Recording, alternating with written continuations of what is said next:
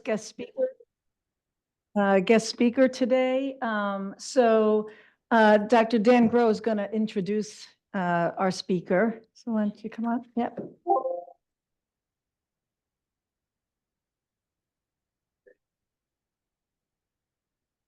Good morning, everyone, and welcome. It's nice to be here at the Hospital of Central Connecticut. And it's really a pleasure to introduce Dr. Eliadashi, who is truly a leader in the field of gynecology and reproductive medicine. And, preparing his introduction and wading through his 83-page CV, it's just, one cannot help but to be in awe of the accomplishments of Dr. Adashi. He was the 5th Dean of Medicine and Biological Sciences at Brown University. He was an academic physician executive, a graduate of Tel Aviv University School of Medicine in 1993, and the Harvard School of Public Health in 2005. He was a former president of the Society of Reproductive Endocrinologists, the Society for Gynecologic Investigation, the American Gynecologic and Obstetrical Society. Dr. Adashi also served as a board examiner and director of the Division of Reproductive Endocrinology for the American Board of OBGYN. And he's currently serving as a tenured professor with the Department of Medicine, Medical Science at the Warren Albert Medical School of Brown University. He's a member of the National Academy of Medicine. He's a co-editor or editor of 16 books on reproductive medicine. He's the author or co-author of 700 peer-reviewed publications. He's an international speaker focusing on the history and future of in vitro fertilization and infertility therapy. And nearly as important for me, he's dedicated to the education of our field and maintaining close relationships, both professional and personal, and spending a half a day with him this week. I can't say how impressed I am with how many close relationships he's able to maintain across the world with leaders in our field. So Dr. Adashi, without further delay, thank you so much for joining us at the Hospital of Central Connecticut and UConn Health. Women's Health, this is Sue. Hello. Hello.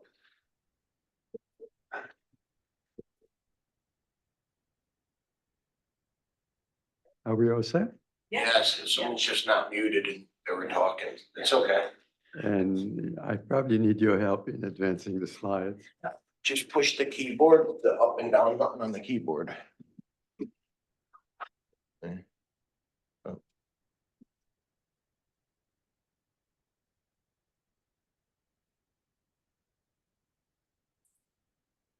All right, perfect. I just advanced it a minute ago. Oh, here we go. So it's right and left. Good, thank you.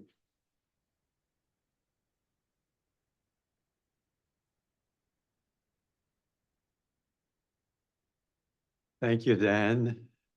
Thank you, everybody, for being here this morning.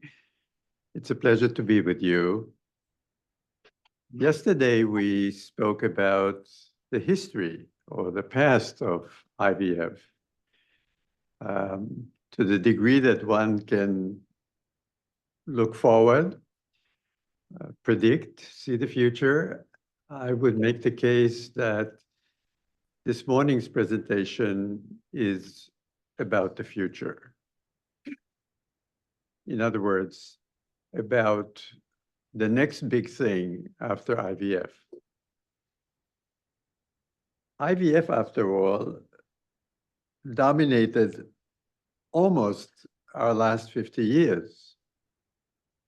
In 2028, IVF will have turned 50. That would be the 50th birthday of Louise Brown. And it's useful to recall, of course, the originator of IVF, Professor Bob Edwards, who ultimately received the Nobel Prize for Physiology and Medicine in 2010. The only reason he was the sole recipient of the prize, in the absence of, for example, Dr. Steptoe, one of his closest collaborators, had simply to do, and unfortunately to do, with the fact that the Nobel Prize Committee only awards the Nobel Prize to living protagonists. And Dr. Steptoe sadly passed away earlier, as did another important collaborator. And so, by dint of the rules of the Nobel Prize Committee, Professor Edwards was the only ultimate person to be recognized for what really was a multi-person contribution. It might also be worth noting that by that time, Dr. Edwards himself was suffering from significant dementia and was unable to attend the ceremony in Stockholm in person. In fact, it was Professor Edwards' wife who ended up flying to Stockholm to receive the Nobel Prize in his stead. But that is still the past, and what we are going to try to focus on today is, as best we can, the future. And while there are some commonalities in the terms, the topic I will focus on today, and which I think we all ought to take a serious look at, in that it will affect our practice, is in vitro gametogenesis. It's a little difficult to pinpoint the beginning of in vitro gametogenesis. The best I could do is come up with a 2009 paper in Cell, senior authored by a gentleman whose name will come up many times this morning, Dr. Mitinori Saito, a professor at Kyoto University in Japan, who published on the pages of Cell a paper titled A Signaling Principle for the Specification of the Germ Cell Lineage in Mice. Needless to say, a plethora of subsequent papers saw press by Professor Saito and others whom I will mention.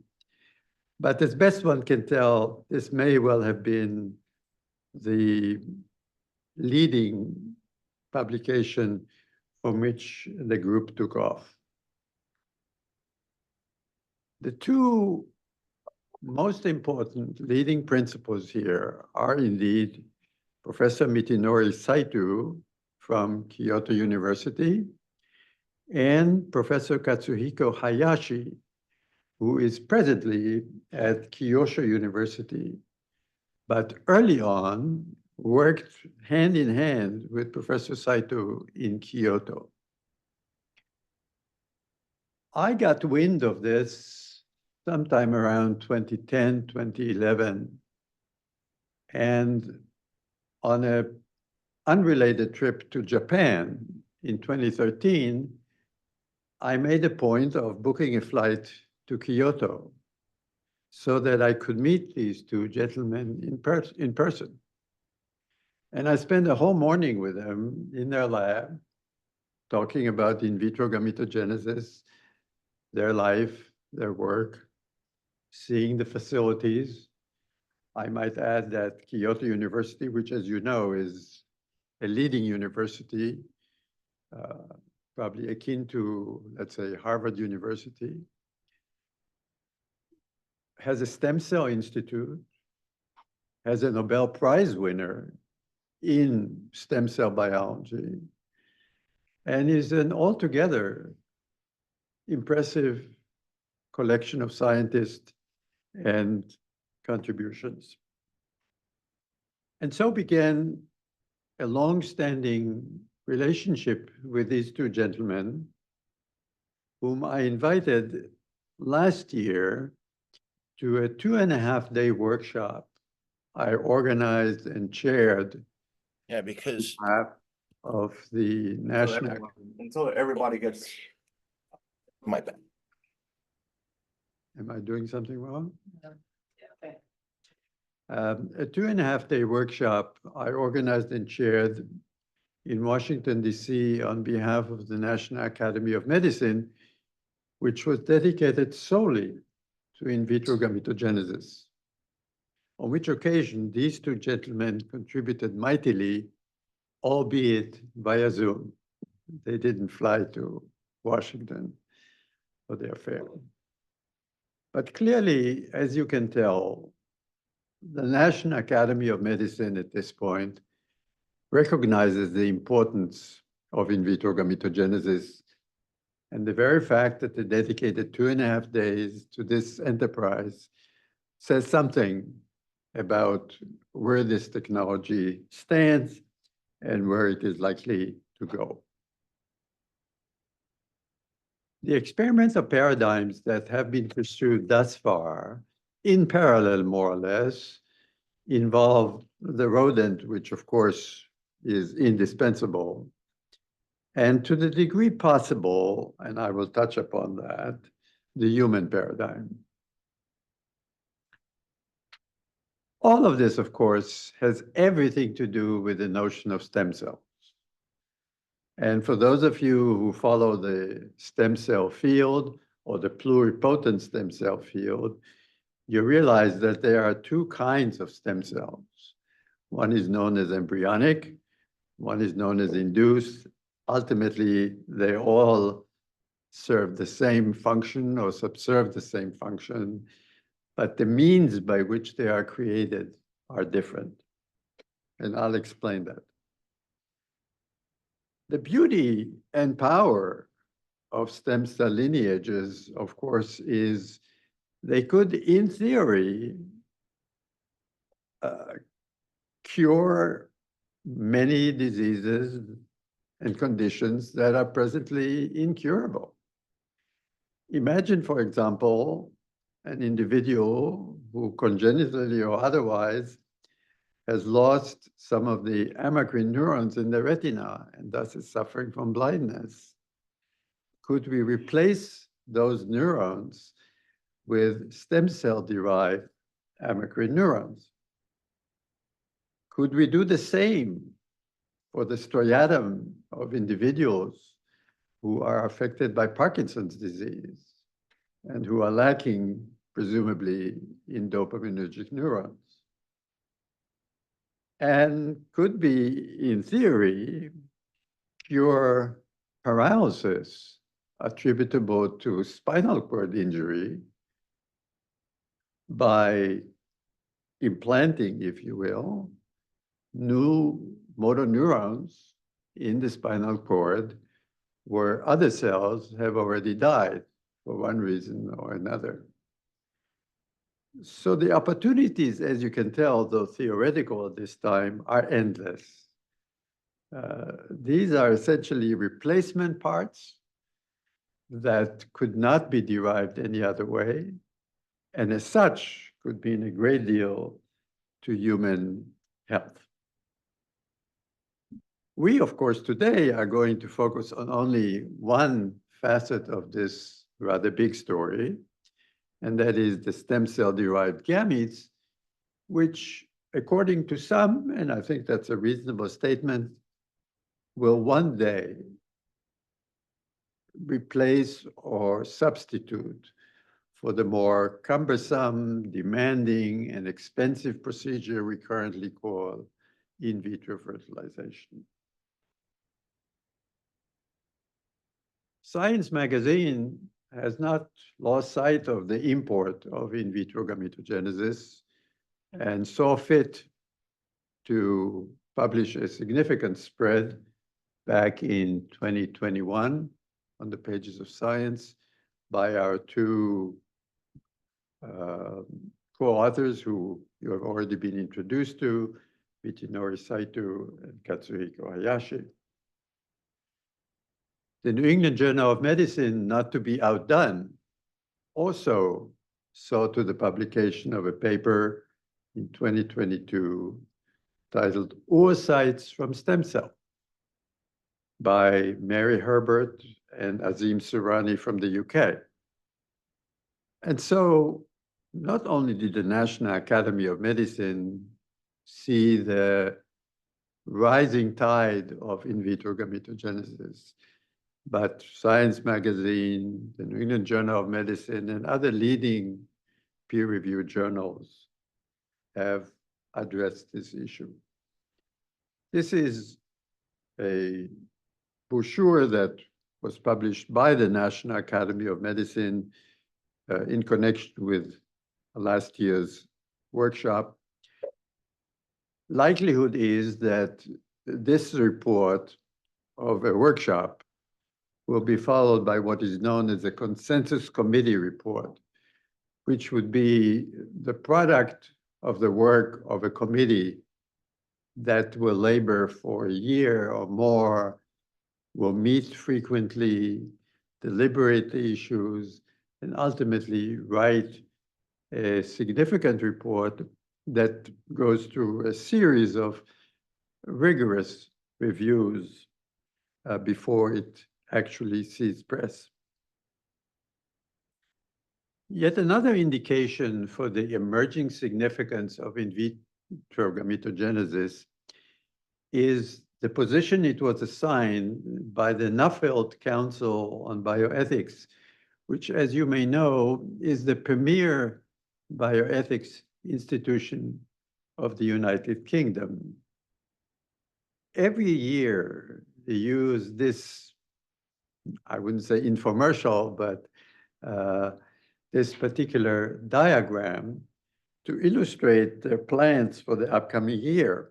So, for example, the deliberations in the context of human reproduction will begin with in vitro derived gametes.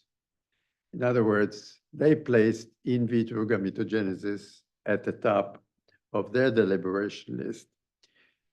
The Hastings Center, which is the counterpart of the Nuffield Council in the US, is likely to take this up as well before too long. Now, the Nuffield Council, as you can imagine, is tackling a whole host of other issues in reproduction, time limits on maintaining embryos in culture, womb replacements, preconception screening, whole genome sequencing of embryos and fetuses, genome editing of gametes and embryos, egg freezing, etc. And so it's not as if the Nuffield Council is short of topics to review, but they did place in vitro gametogenesis at the top of their agenda. I think we can all agree, and hopefully, if not now, by the end of this conversation, that in vitro gametogenesis constitutes a disruptive technology because it changes what we do today. The question is, and it's unanswerable at this time in a definitive fashion, is it achievable in the human? And if so, how long will it take us to get there? And we do not at this time have an answer to either of these questions, but I will show you, obviously, as we go along here, how far we've gotten on the human side of things. But beyond that, it's anybody's guess as to when we will actually reach the tail end of this process, and more importantly, when it will be perfected and deemed safe, and even more importantly, approved by the appropriate authorities, which in the United States will be, of course, the FDA. It is helpful to reflect a little bit on some earlier work, which I'm sure many of you are familiar with.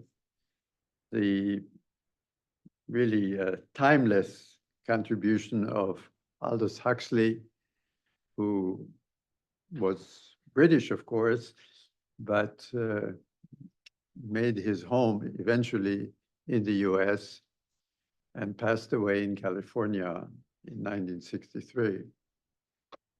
In his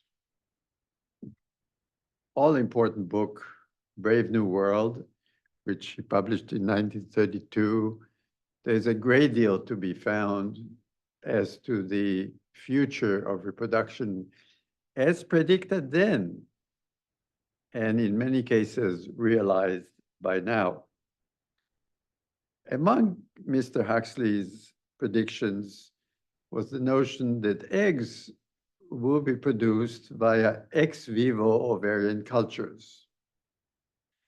He also predicted that embryos will be created via in vitro fertilization. And among other things, also that newborns will be delivered via ex vivo ectogenesis, that is to say, artificial wombs as opposed to being carried by women. Of all these things, the only prediction that has actually materialized today, of course, is the notion that embryos could be formed by in vitro fertilization, which is, of course, the essence of IVF as it is practiced today. There's an ongoing interest in ectogenesis, although I would say it's rudimentary at this point. It seems unlikely at this point that in the foreseeable future, women will be relieved of the, some would say burden, some would say pleasure of carrying an infant for 9 months. But there are efforts underway to see that this is perhaps produced. Chapter 1 of the book, Brave New World, says, and that is a quote from the director of the so-called hatcheries: "One egg, one embryo, one adult, normality, making 96 human beings grow where only one grew before, progress." Now, as you will see, when it comes to in vitro gametogenesis, 96 wells is a given. One can create an unlimited number of in vitro derived germ cells and maintain them in 96 well plates. Now, there are early obstacles, or were early obstacles to making this all happen, although those obstacles were largely conceptual. And the main one was the so-called soma germline barrier hypothesis, which was promulgated by Professor August Weismann, professor of zoology at the University of Freiburg, who in his book, The Germplasm, A Theory of Heredity, published in 1893, maintained that the germline can give rise to the soma, and we can all agree with that, and that the soma is thus immortal. On the other hand, he held the view that the soma never gives rise to the germline and that the soma is therefore mortal.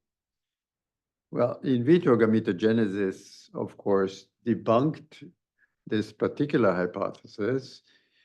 And so the original conceptual barriers to the notion of in vitro gametogenesis are no more, but they did exist.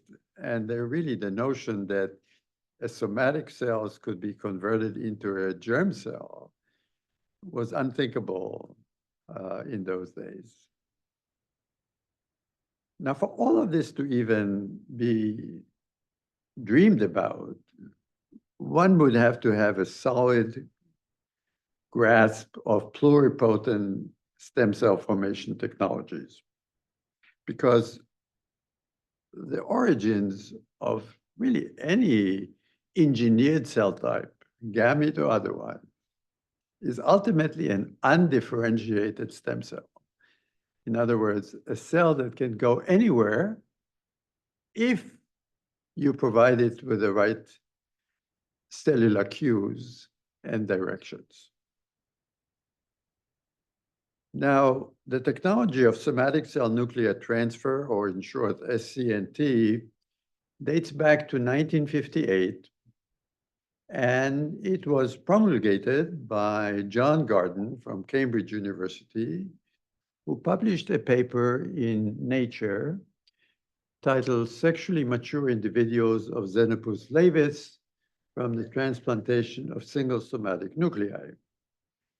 What he did was obtain a nucleus from a somatic cell, injected into an enucleated oocyte, and created effectively a zygote, which evolved into a blastocyst and gave rise to an inner cell mass. And there you have a whole new source of stem cells. These are known as embryonic stem cells. In 2006, a different technology was introduced by Shinya Yamanaka from Kyoto University, who published on the pages of Cell the paper Induction of Pluripotent Stem Cells from Mouse Embryonic and Adult Fibroblast Cultures by Defined Factors. What he did, he took a somatic cell and transfected it with select transcription factor that he labored long and hard to identify. And once he did that, he was able to convert a somatic cell, a mature, if you will, cell, back to its origins, that is to say, to an induced pluripotent stem cell that could be taken, in theory, anywhere. So there are two kinds of technologies to create stem cells. Both were recognized by the 2012 Nobel Prize in Physiology and Medicine. In vitro gametogenesis, of course, draws on this very technology. It begins with a somatic cell, which is converted either to an embryonic or induced pluripotent stem cell. And then that pluripotent stem cell is guided in vitro towards a gametogenic fate. What are the prerequisites for this remarkable phenomenon to transpire? Well, you have to know the germ cell specification pathway. In other words, you have to know the plan, the bodily plan. How does it happen in real life? What are the cues that make it transpire? At what sequence are those cues applied? And what is the timing of the application of the cues in question? And then you have to also consider, because we're talking about gametes, the notion of the niche or niche. That is to say, the surrounding somatic cells, simply because, as you know, oocytes are surrounded by granulosa cells, and sperm are surrounded by Sertoli cells. And so nothing happens in this case in a vacuum. And you have to take that into account, and that's where the niche comes in. And now we can ask the question, how did all of this begin? It's a little difficult to nail down, but one possibility is a science paper from 2003, which was senior authored by Hans Scholler, who is now the director of the Max Planck Institute for Molecular Biomedicine, but at the time was a postdoc at the University of Pennsylvania. And as the title suggests, they derived oocytes from mouse embryonic stem cells, a picture of which is shown on the right-hand side, lower-hand side of the slide. That same year, Toshiaki Noche from Japan, published on the pages of the Proceedings of the National Academy of Sciences, a paper titled Embryonic Stem Cells Can Form Germ Cells in Vitro. In 2004, in a Nature paper, George Daly, who is currently the Dean of Harvard Medical School, wrote a paper titled Derivation of Embryonic Germ Cells and Male Gametes from Embryonic Stem Cells. And Renee Rejo-Pera, who at the time was at UCSF, published a paper in the Proceedings of the National Academy of Science, I believe, no, in Human Molecular Genetics, titled Spontaneous Differentiation of Germ Cells from Human Embryonic Stem Cells in Vitro. In the subsequent 10 to 15 years, a whole series of important trailblazing papers were published in Nature, Science, and Cell, dealing with the germ cell specification pathway in the rodent. Concurrently, more or less at the same time, a similar series of papers was published on the germ cell specification pathway in the human. And so clearly the knowledge base was growing and individuals were developing insights. So if we stop for a moment in 2015 and ask ourselves, what was the state of the art at the time? We can say that the germ cell specification pathway is definitely not conserved between the rodent and the human, which means we're going to have to labor harder to define the human paradigm, and that the genetic networks involved are quite distinct as well. In other words, if you look at the state of the art in 2015, we knew that we had to start with embryonic stem cells or induced pluripotent stem cells and convert them to begin with to primordial germ cell-like cells, which happen still extragonadally. And eventually, what we couldn't do at the time is convert those into haploid post-meiotic mature gametes that can be fertilized and used to generate a next generation. In other words, we had mastered, if you will, the extragonadal component, but we were still falling short when it comes to the intragonadal counterpart. The final frontier obviously constituted in vitro gametogenesis all the way. And that was first accomplished in the rodent by our friend Katsuhiko Hayashi, who published a paper in Nature in 2016, when many of us were at the meeting of the American Society of Reproductive Medicine in Salt Lake City, titled Reconstitution in Vitro of the Entire Cycle of the Mouse Female Germline. What he did in the rodent, he started with embryonic stem cells or induced pluripotent stem cells. He converted those to primordial germ cell-like cells, combined them with gonadal somatic cells, created primary oocytes, and eventually M2 oocytes, which are shown on the left-hand side, fertilized eggs, which eventually gave rise to a blastocyst, which upon transfer gave rise to pups. In other words, in the rodent, the female rodent specifically, he was able to start with a stem cell and end up with pups. In other words, you could see the future of in vitro gametogenesis in the human if and when we are in a position to replicate this cycle in the human. And as I will note, this is exactly where we still fall short.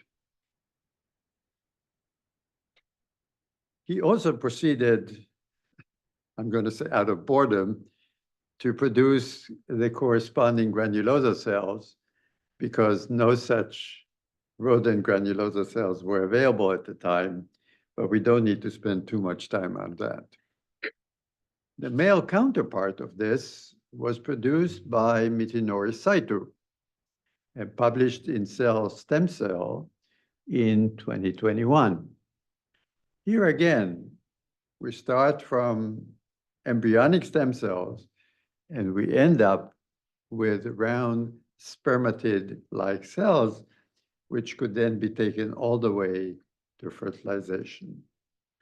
So in the rodents, we seem to have learned what we need to know about taking a pluripotent stem cell as our starting material to generate either a female or a male gamete at the end of the road.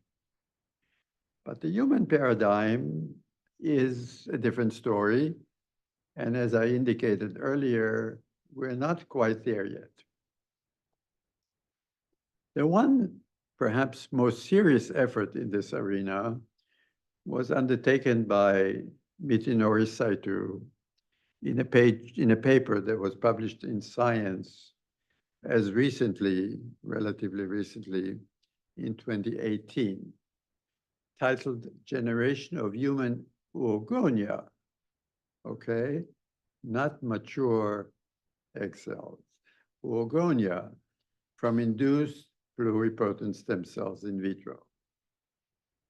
As you can imagine, he started with human primordial germ cell-like cells, combined them with xenogeneic somatic cells, and was able, using the in vitro gametogenesis recipe, to take these stem cells essentially all the way to the oogonial stage. But he could not get them to, let's say, the M2 oocyte stage. So clearly in the human, as we speak today, in vitro gametogenesis is but a promise. However, I'd like to think that you're as convinced as I am, having seen these remarkable accomplishments of Professor Saito and Hayashi, that it's just a matter of time before they crack this last challenge. And I have every expectation and hope that before too long, there will be a paper in Science likely, wherein the entire sequence will have been discovered in the human, female in this case, which is really what you need as a starting point to facilitate fertility therapy. Some of the same was recapitulated on the male side. I will not elaborate on that. There was an effort made by Kotaro Sasaki, who is based at the University of Pennsylvania. But suffice it to say that the human at this point lags behind the rodent in terms of our knowledge and our ability to take a stem cell and convert it to a fully mature, fertilizable human gamete.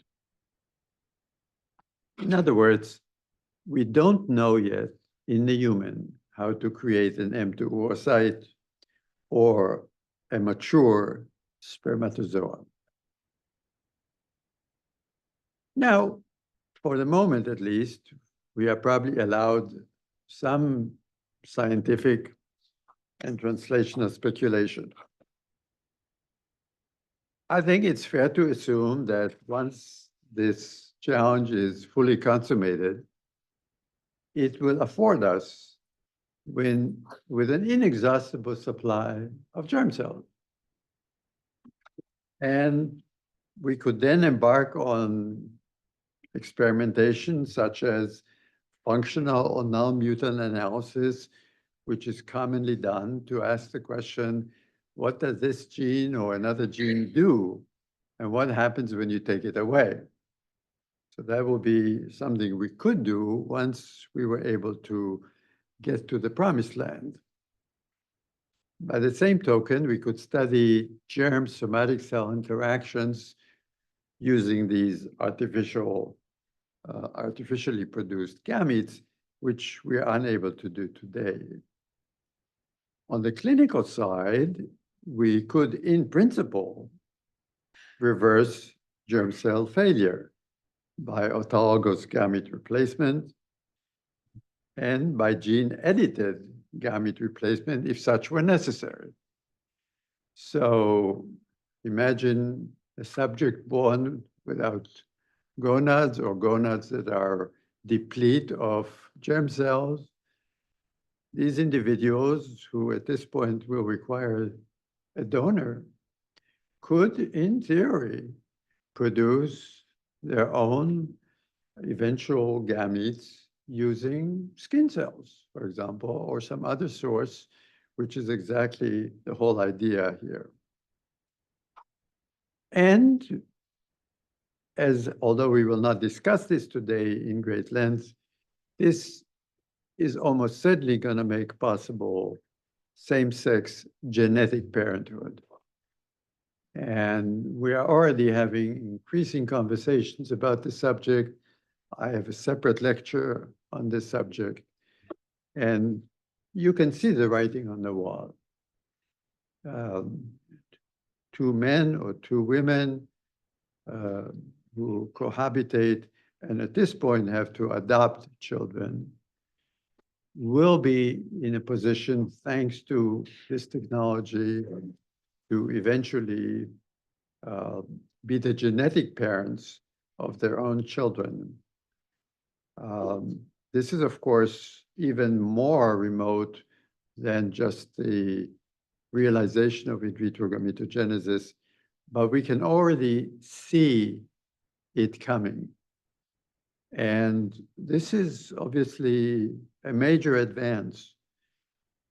In the case of women, of course, they can carry the resultant infant, but in the case of 2 men, they will require a surrogate to carry the resultant infant. So all of this may sound like science fiction, but if I'm correct, this is something that we can look forward to. When I say in our lifetime, I mean more in the lifetime of the individuals who are occupying this side of the audience, some on this side. In other words, I may or may not include myself in that contingent, but my sense is that it's just a question of time and that it is essentially inevitable. And finally, this will have an impact on IVF. It could, in principle, eliminate the need in stimulation and in egg retrieval. It could do away with the whole notion of gamete donation. And it could potentially convert IVF more or less to a laboratory procedure.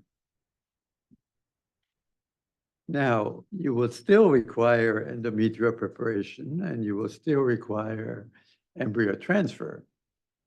But much of the labor and processes that precede that stage could potentially be skipped.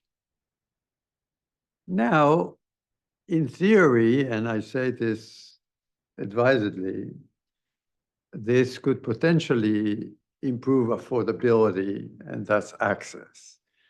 I don't have to tell you that IVF tends to be on the expensive side. There's a lot of discussion about that, including at the national level right now, and always has been. Although that's, I think, a difficult question to approach, no matter how you look at it. In principle and in theory, a laboratory procedure could be more affordable. The reason I'm being skeptical is because we've all been there before. The promise is there, but the realization is falling short. Somehow or another, the good US of A is finding a way of jacking up the price, whether it's in vitro or in vivo. Now, I'm being completely speculative as I say everything I say, but I don't want to leave this last sentence without a question mark, because this is the land of opportunity, the land of possibility, and who knows what the cost will be when and if this becomes a reality. Lastly, let us not forget that none of this can happen without appropriate oversight and governmental regulation.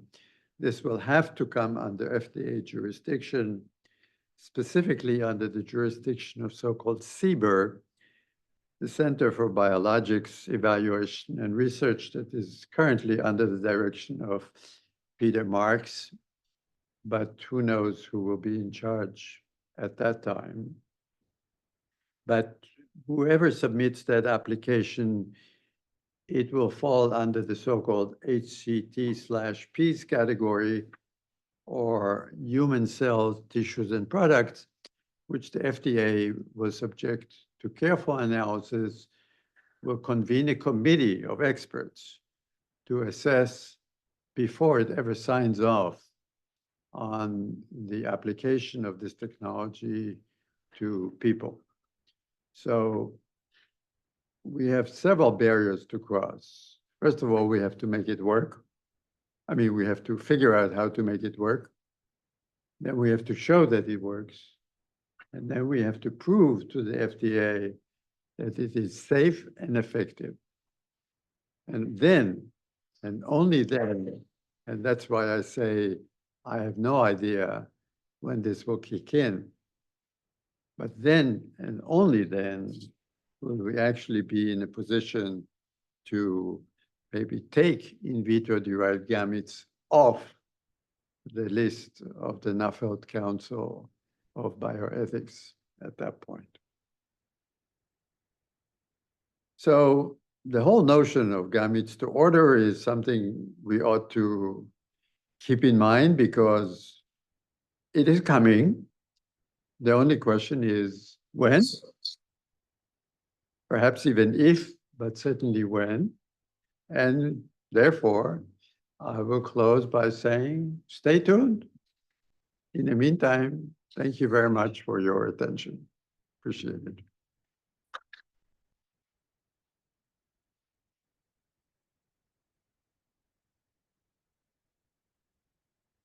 And I'll be happy to entertain any questions, although there are more questions than answers.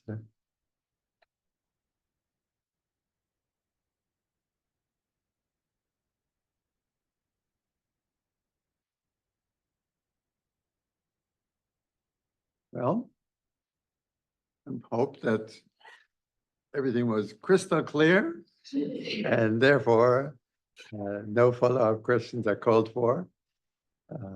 But I thank you all for the opportunity and the ability to share with you yesterday the past of IVF, today the future of IVF. So hopefully something was gained in the process. Thank you very much. Thank you.